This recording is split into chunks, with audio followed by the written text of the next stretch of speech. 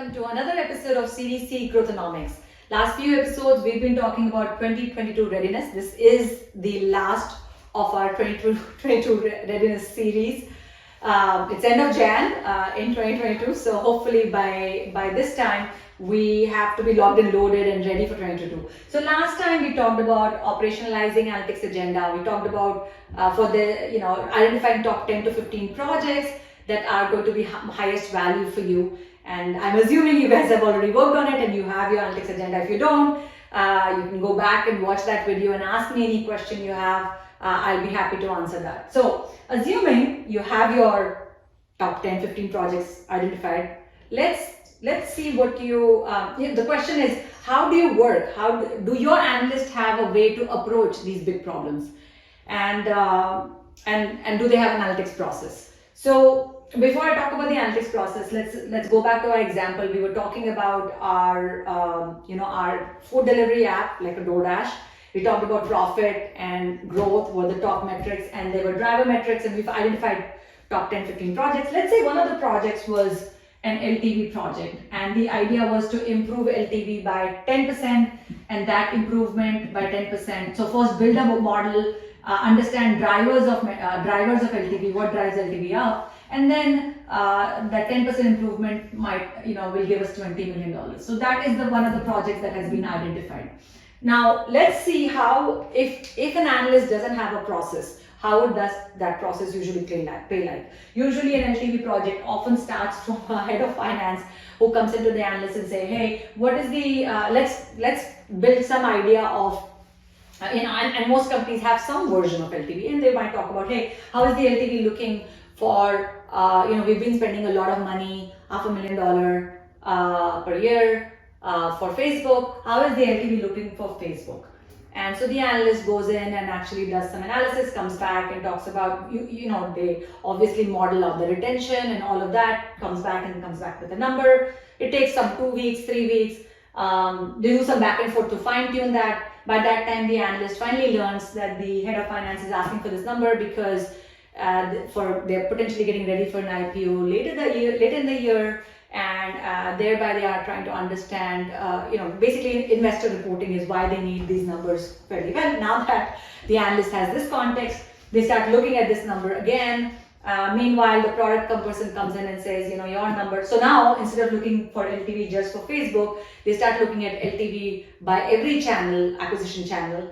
And then by that time, the head of product or our product people might come in and say, hey, wait a minute, we changed some models with our new run. We changed the annual plans to monthly plans, the retention model, your retention model, no more holding. There's some problems, we don't agree with that. So they come in and they start tweaking the model, and another 1 month passes. And by that time, a marketing person comes in and says, hey, we went viral on TikTok during such and such period. The retention numbers, or the numbers we are assuming, are not reflective of really what's realistic. And you get the picture, right? This will continue potentially till mid 2022, maybe end of 2022.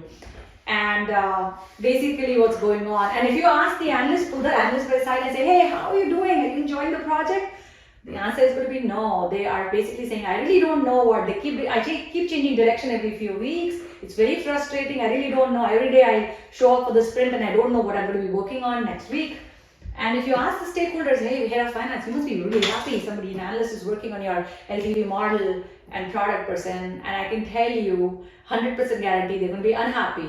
Yes, the analyst is working, but the analyst is really not thinking on their feet. They are really not bringing the thought leadership and blah, blah, blah. This is dissatisfaction both the sides. What's happening? A missing analytics process.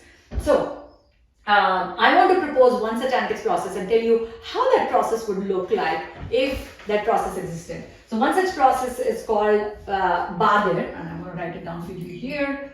It's an acronym for these 5 steps, where an analyst will spend some time looking at the business question with all the stakeholders, and I'll talk about the substeps here.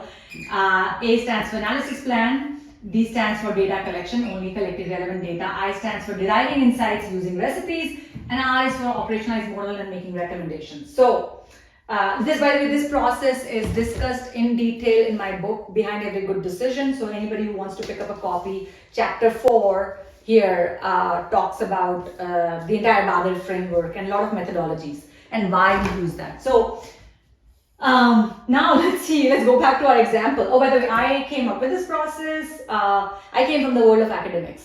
So when I came to the world of business, I did not know so much about, my first role was as a marketing, senior marketing analyst at Adobe.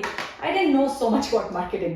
And what I realized is once they realized I know something about data science, at that point it was not called data science, but analytics, I would get pulled in different directions from different stakeholders, each saying different things. It was very confusing for me. Why do different stakeholders have different non-conflicting needs and desires? And as a result, working with stakeholders, working with timelines. I mean, academia, you have simulated data, you have your own timeline. Business world, they wanted answers yesterday. They have tight timelines, the launch is coming up, and so on. All of those things, the real world situation helped me start creating this framework in my head as to how to be successful. So I failed initially in a lot of projects, and through those failures I learned how do you make analytics successful, and so this process came, and then the book talks about those stories as well. But this process came from that lot of years of working. By the time I left PayPal, I was heading up business analytics there for North America. This process was in my head. I'd already worked 7 years and been successful for many of those years, and actually using this process. So let's go back to our analyst who was working with the head of finance before. If he or she, let's talk about, if they were working on, they were using this framework, what they would do differently. So they would start asking questions about why do you need this analysis? This whole information about IPO will come out early. Who are the stakeholders? The stakeholders will get roped in early. What actions do you ready to take? That will come in early. Do you need this at the user level or the cohort or a channel level? All of this is going to come out early in. Basically, it's like, knowing, understanding, working backwards and understanding what is it that you really want to get at the end of this project, right? All of this, that, hey, the intent is here is to drive this 20 million. That is why we are doing this project, right? Then if they spend some time in the analysis plan, they will plan before they do. They will talk about the methodology, hypotheses. Where is it that we believe, what are the drivers of LTV? Is channel even a driver of LTV? Is the acquisition, how organic versus paid? Does that make a difference? When you are referred by network versus when you go in and sign by yourself, all of those things are important hypotheses. We're going to use all of that hypotheses and do proper planning, get all the inputs from all the stakeholders at this point. And this is the point where you will see finance and product are not looking at things, eye to eye. Same for marketing. This is the place where you will do alignment first, your analyst, before they get into even collecting data. So even before the first line of SQL is written, this is the work they'll do. They'll also figure out at this point, hey, we need this data, we need this model really at a customer level. Okay, if you're going to use customer level data, you might need machine learning. If you're going to use machine learning, what is it? What are the constraints? Does the model need to be explainable? Or no, it just needs to be accurate, whatever. Those will define your methodology and so on. And then a machine learning model will need a different kind of data set, different data set versus if you were just building it at a cohort level. So your data collection should be a function of proper planning, right? And then collecting data, validating it's a big problem here, and then deriving insights. You already know you're going to use these methodology. You've defined your methodology. I'm going to use machine learning, potentially gradient boost, some kind of trees. You're going to use, what for a tree, what are the processes that you're going to follow? Missing value, information value, dropping low information value, and so on and so forth, and then making recommendation. So this is why this process is important, and hopefully if you do it right, your analyst will be successful. See you next time, folks.